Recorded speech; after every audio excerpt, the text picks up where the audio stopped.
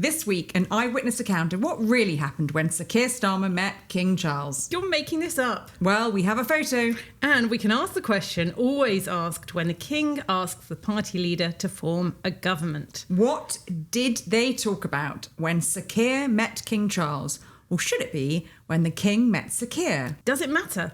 Does the relationship between the Prime Minister and monarch change the mood of Westminster, the mood of the age? So, it's been another day in which the royal family is at the heart of the news story, in a way, because the people have voted and we've got a new Prime Minister who's been in to see the king at number 10, who's been in to see the king He's been in to see Clive at the palace. He's been in to see Clive at the palace. The king hasn't even been king for 2 years. And he's welcomed his third Prime Minister to the palace today. It's quite something. It is quite something. I remember his audience with Liz Truss. Classic quote. It was a classic Charles moment, wasn't it? Because we got the first few seconds of that on a video. And he said, "Oh, back again. Oh dear, oh dear." She'd only been invited to form a government by his late mother just 7 weeks beforehand. This is now his third Prime Minister. His first Labour one. How many did his mother have? 15? Was it 15? Oh, he's racking them up, isn't he?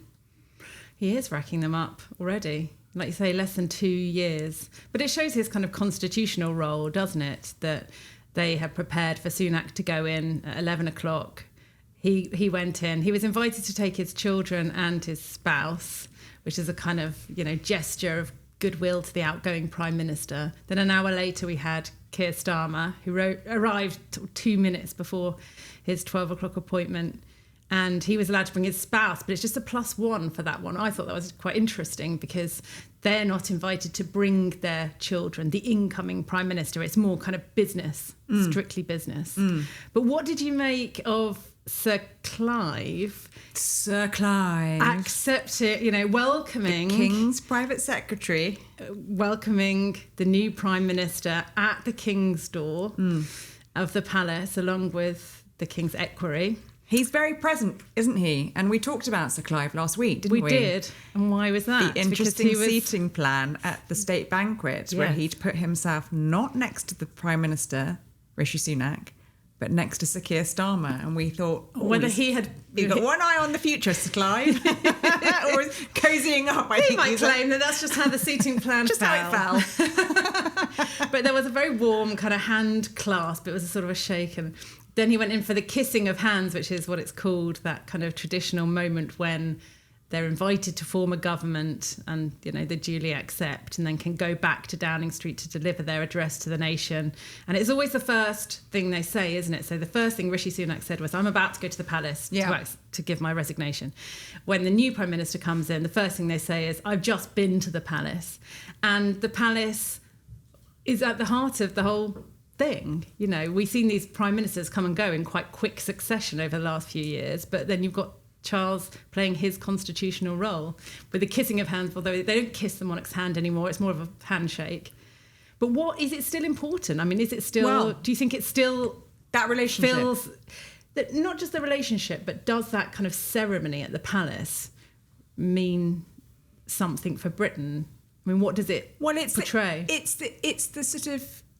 the kind of mechanism, isn't it? He's not officially Prime Minister until he's been in to see the King and kissed hands and, comes away. I suppose it's the ceremonial rubber stamping of his premiership. So yes, I think it is important. But that relationship is eternally fascinating, I think, between monarch and Prime Minister. And when you look back at... To come and talk to you today, Kate, I looked back at a piece I did on another publication. We won't mention the name of that publication, Kate. A Life Before the Sunday Times. No such thing. No such thing.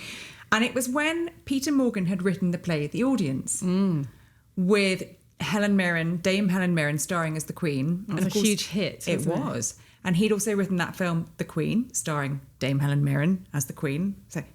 And I interviewed him. I was covering the arts then, and asked him about this because it was going to portray every Prime Minister the Queen had had at that point, from Winston Churchill through to David Cameron. So I think it was 13 at the time. quite a few prime ministers.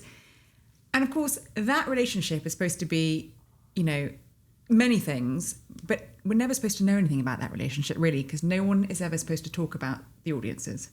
And so I assumed Peter Morgan, in the same way with Netflix and The Crown, that it's all fictionalised. I assumed he would have completely made up all the conversations because no one would have breathed a word. And he said, actually, I've had some help from some of the prime ministers.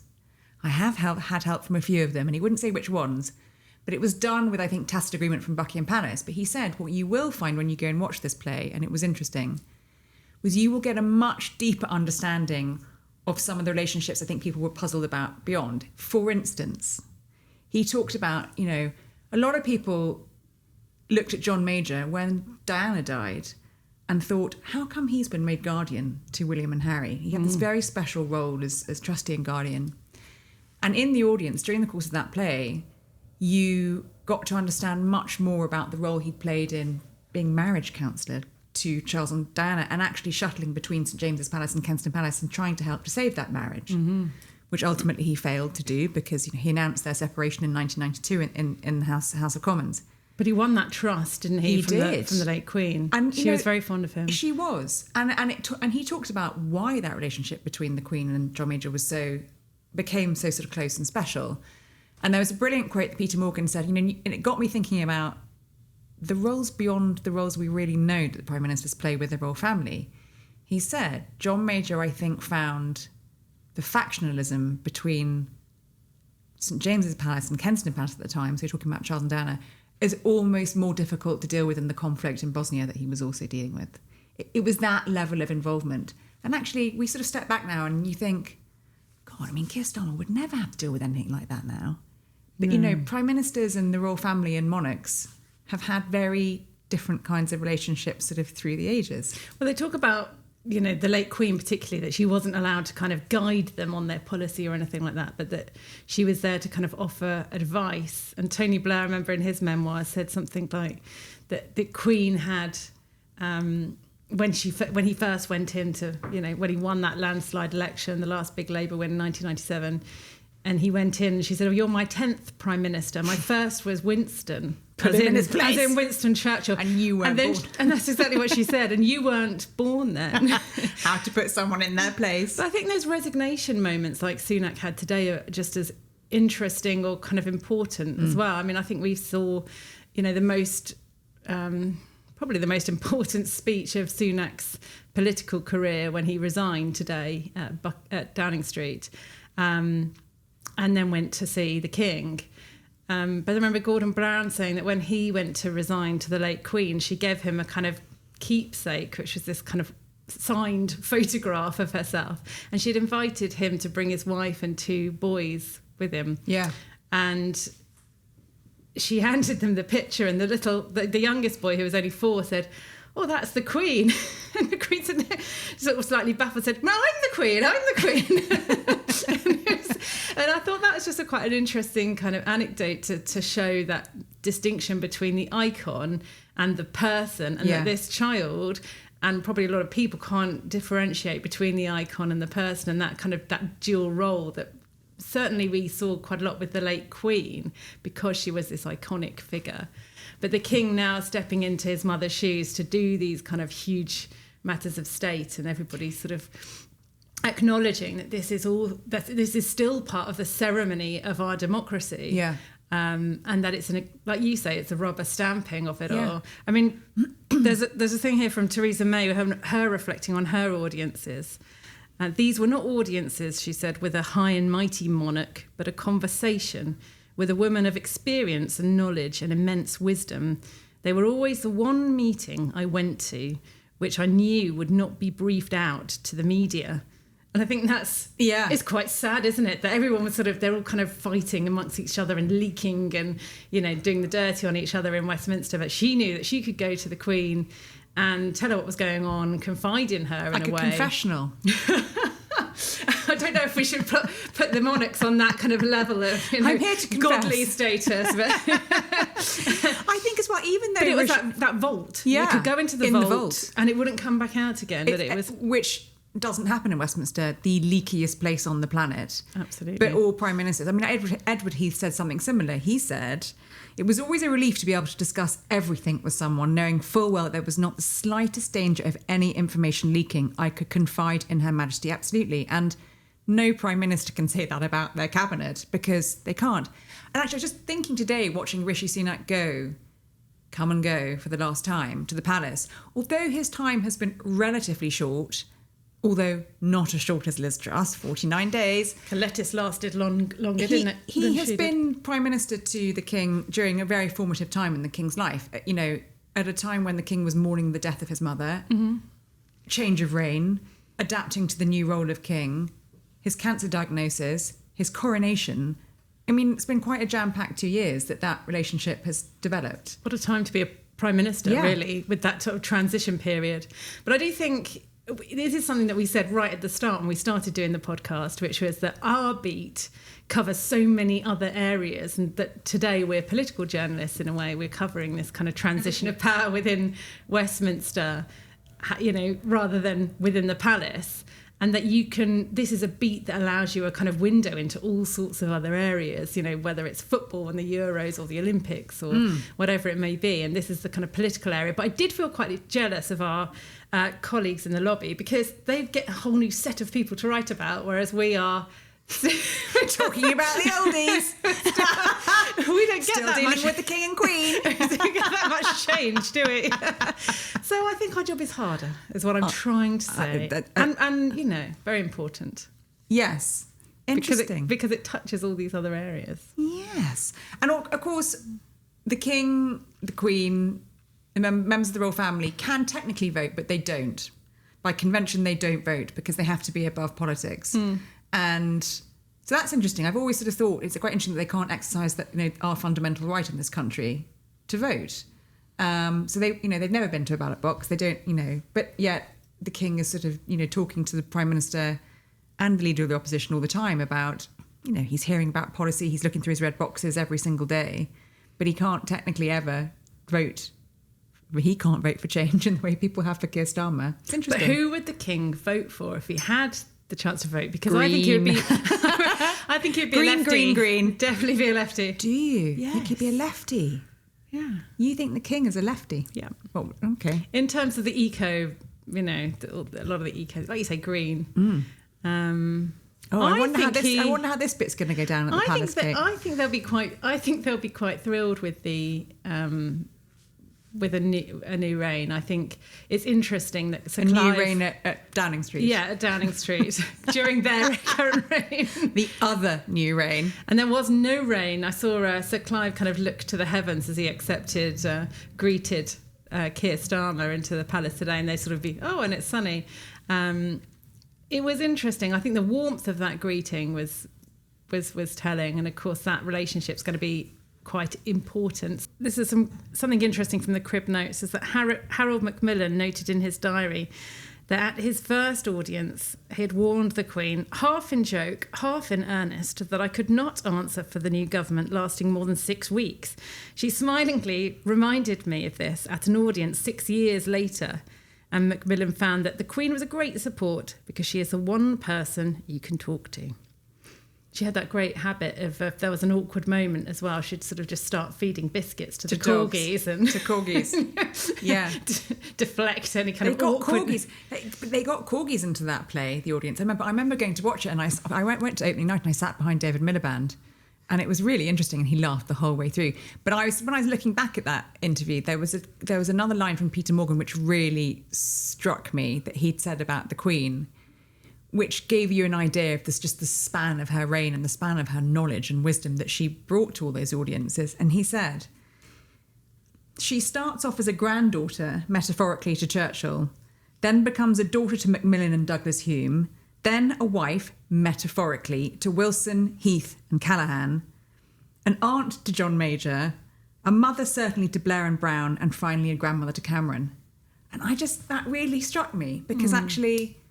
you know, she would have sort of held all of those roles slightly in her relationships with those prime ministers. And although we haven't got on to Margaret Thatcher, which I thought was interesting, because there was always so much speculation around how those two women got along or didn't get along. Well, they did get along quite well because the Queen went to Margaret Thatcher's 80th birthday party. She did, absolutely. There was a lot of mutual respect there. But there was always a sort of, I think the media wanted to make quite a lot of the fact that, you know, Margaret Thatcher being a strong woman, the Queen being a very strong woman, didn't get on. Quite different characters, though, I think, because Thatcher had no interest in putting on wellies and going off shooting at Balmoral and things like that. So they didn't bond on that kind of level. But I think definitely there was a huge amount of respect. But also the Prime Minister of the day could go to the Queen with a dilemma, and she'd seen it all before. So this reminds me of, you know, when Churchill came to me or when Macmillan came or whatever.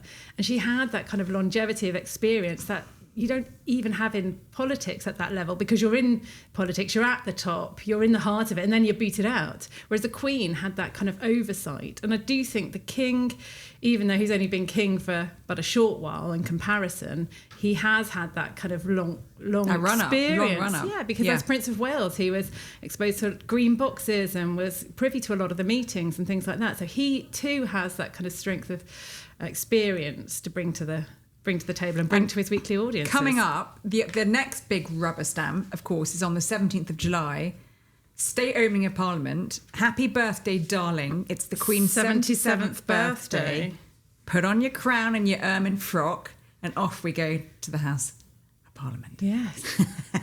Well, happy birthday for Camilla. Happy birthday. What a nice show for them to put on for her birthday. That's what you've always wanted, Queen Camilla, is to go to open Parliament on your birthday. With the heavy mantle and the crown.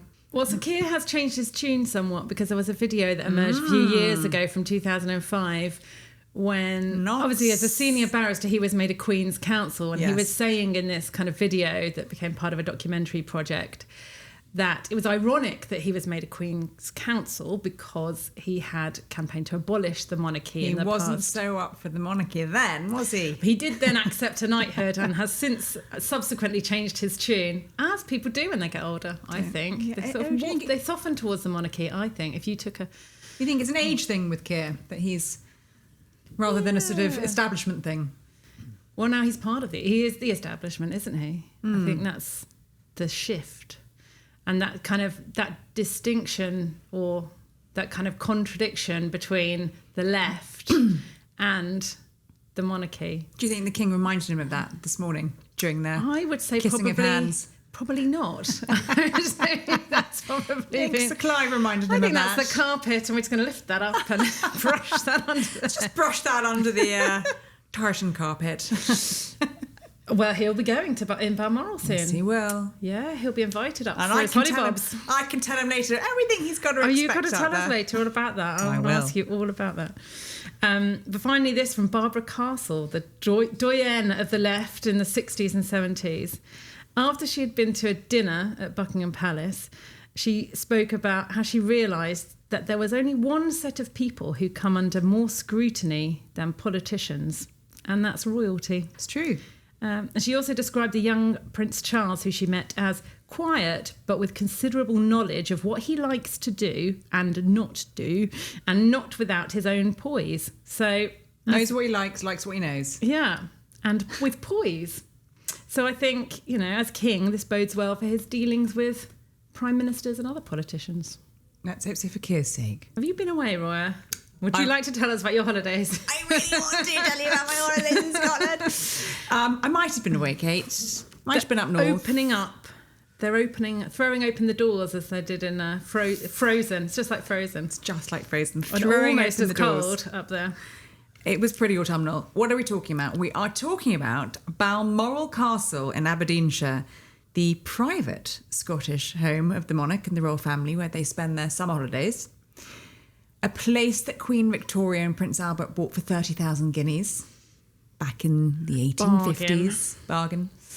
And a place that I think was so long associated with the Queen, because so many members of her family talked about how happy she was up there, and there were quite a lot of images of her just looking gloriously happy in tartan skirts, doing country things and hanging out with ponies, and as Prime Minister said famously, putting the rubber gloves on and making the salad dressing and doing the washing up. And I was very lucky to get up there last week and go inside for the first time before Charles. There's only 3,400 tickets. Yeah. They cost £100 each. Yeah. And they were sold out in kind of record time. 2 weren't hours they sold out. And I can see why, because I had actually never been to Balmoral before. So it was extraordinary to go inside and get a glimpse of the 7 rooms that the king is opening up. They're all private rooms. So these are all rooms on the ground floor of Balmoral Castle that they use and they spend time in. For me, every single one of those 7 rooms was just stuffed full of extraordinary history, exquisite works of art. But for me, definitely, it was quite a moment to stand in the drawing room at Balmoral, where I think, a lot of us remember those famous last photographs of the Queen, the late Queen, 2 days before she died, standing, saying goodbye to Boris Johnson. And hello to Liz Truss. Hello to Liz Truss. And then that lovely photo of her just on her own, standing in front of the fire, which is the only working fireplace in that whole castle, with her big smile and her Prince Philip's walking stick and her handbag. And, 2 days later, she passed the baton to the king. And that's one of the rooms you're allowed into. So there is, I just found the whole thing, it's you walk in and there's, the king's waders and his wellies and his fishing rods under a table. And it is, it's a place that was synonymous with Queen Victoria, of course, because, she and Prince Albert bought it. They stuffed it full of extraordinary art. She spent a lot of time there after he died. There are some extraordinary and slightly bizarre works of art in there. There was in one of the Red Corridor, which has this flock wallpaper that was specially designed for her. That was a William Morris one William with Morris her wallpaper. kind of initials inscribed in it. Talk about designer wallpaper. QVI. I think that's right. No, VRI. Victoria, Regina, Imperatrix. Victoria, Queen, Empress. I mean, as the person I was with... I have that on my wallpaper. I do too. She can't have had that. Good thing they didn't have felt tip pens for kids then. But the most extraordinary work of art in that Red Corridor was this marble statue that she commissioned 2 years after Prince Albert died, of Prince Albert, which is mounted on a rotating plinth. And this is quite spooky, actually. Go on. And as she would go up to bed each night, she would ask one of her servants to rotate the plinth so that Albert's gaze followed her all the way up to bed. Did you take your measuring tape so you could measure the Prince William's and Prince Harry's childhood bedrooms just to see quite how big? That was one of his gripes, wasn't it? Harry said that William always got the bigger bedroom in Balmoral. If I had taken my measuring tape, Kate, I can tell you I'd been asked to leave it at the front door because I wasn't even allowed to take my phone with me. No. You can't take your phone. If you take your bag, you have to hold your bag down by your feet so that you don't swing it and knock over, some amazing Landseer painting or some amazing work of art or some mice and porcelain. And you can't take any photos. But this has been part of a kind of 2-year project that the king has always said he wants to open up these places more for the public. It's all been part of his kind of plan, isn't it, to make it more accessible to the public. It's not just him and his his castles and his palaces. It's part of his idea to kind of share the wealth in a little way, I suppose. Well, I think good on him, because I remember 3 years ago, so in 2021, I did a piece, made our front page, that the Queen was alive, late Queen. He wanted to open up the palaces, the private residences, the official palaces. He wanted them to become palaces for the people. And I got these quotes from people close to him saying, for him, it's about bringing people close to the institution, making people connect to the institution. He feels they should be more public spaces than private places. And a couple of years went by and I was like, what's going on with that? What's the plan? Nothing had opened up more. And he's done it. Well, he had to wait, I think, until it was his turn, because I don't think... No, but at the time he had briefly spoken to the Queen about it, and the Queen was happy for him to start doing it. Same with Buckingham Palace. This year we've got the £1 tickets for people who are on benefits. That hasn't happened before. Now, you've always been able to go and see the summer exhibition at Balmoral since the 80s. The kind of ballroom, they have a themed exhibition. I think this year it's the water paints or something, watercolours. It's Charles's watercolours. wow. What are we exhibiting this? Well, there you go. He's providing some material as well for it. But this is different. This is opening the whole thing. But there was a line in your piece which I thought was really interesting as well, which was that William wasn't quite so keen on the idea of his holiday home being thrown open to the public. Yeah. So what do you make of that? Do you think that's him just trying to be, private William, keep things to myself? I need that kind of private space. Here's the distinction. That's my public face. This my private face. Ne'er the two shall meet. Yes. Or is it him just being a bit selfish? No, I think when that came up and I was told about that, the reasoning for it that I was given was that he felt, and this, as he'd expressed to his father, and it had been bit of a thing between them. He sort of felt this is the magical place in Scotland where my children go and all their cousins, and the family goes totally away from the public gaze. So no one knows what it's like inside Balmoral. No one knows what those rooms look like. No one knows where my children sort of run and play and do all of that. And I think he slightly struggled with the concept of that being opened up to the public. I think he felt it was a sort of last bastion of something that the whole family share that he wanted. But as I said in the piece, he doesn't make those calls yet. So, and what was interesting was the counterpoint to that of someone very close to the king saying, Charles doesn't look at the residences like that, because even the private ones, apart from Burke Hall, well, exactly. Scotland, he does have his private place in Scotland, doesn't he, Charles? Live. He has Burke Hall, so it's probably easier for him to be able to do this than the late Queen, who actually stayed more in the castle. But the reason given that he's less sentimental about his homes than William is because growing up he never spent more than 3 months anywhere, so he doesn't see them as places of sort of nurture. He sees them more as temporary lodgings. And I was like, that's quite interesting. Yeah, well, someone told me once when he goes abroad on jobs, they set up his desk. So wherever it is he's staying, they will set up a desk for him with all his little bits and pieces. Yeah. And that's his kind of coming home, I guess. Home away from home, he has that stability wherever he is because of this kind of disjointed, all over the place. I mean, he still lives like that, though, which most people find quite odd, that, he's in Highgrove, he's staying at Windsor Castle, he's staying at Clarence House. There are a lot of homes. He's up at Burke Hall. I mean, he has lots of homes, but it is a strange, for a lot of people in this country and other countries will find that quite a strange way to live, but it's the only way that he really knows how to live. So it's interesting that the converse of that is that he's less precious about those spaces, perhaps, than other people might be. It was interesting to see the library at Balmoral, which you can also see, he now uses as his personal study. And it was fascinating to kind of look at his desk where he works and the view that he's chosen, which looks out onto the sunken garden, which is very beautifully planted. And I thought, this is a man who we know likes to talk to his plants, because he said he likes to talk to his plants. He sure does. And he looks out, and I just wondered if he sort of talked to all his plants. He looked Maybe out. That's his audience. Like the Prime Minister has him as a bulb. Who can he trust? Yeah. I'm just going to talk to the plants. And then I just found it quite interesting sort of seeing what books were on the shelves in there. And it's a real window. But there's some kind of, it's a window into their souls a bit, I think. Kind of trashy books, but more, quite there were no popular, trashy books. But quite popular. There were no Mills and Boons on the King's Library walls. But there were quite popular books, like P.D. James, for example, crime thrillers, which you wouldn't necessarily expect to be within their, but there you go. That's what I mean, Yeah.